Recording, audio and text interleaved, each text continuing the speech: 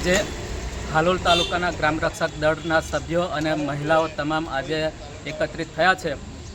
જે અમારા ગ્રામ રક્ષક દળના ભાઈઓ અને બહેનોનું માનદ વેતન ₹300 અને ભાડું ભથ્થું ₹30 કુલ મળીને ₹330 હાલમાં ચૂકવવામાં આવી રહ્યું છે.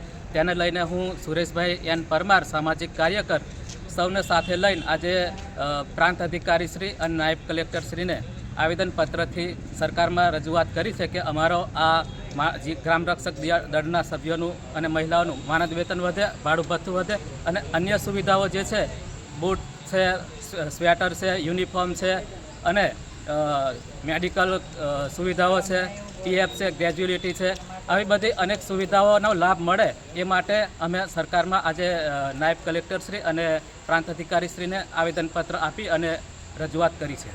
જી, આપનું નામ? મારું નામ સુરેશભાઈ નારાયણભાઈ પરમાર, સામાજિક કાર્યકર, હાલોલ તાલુકો.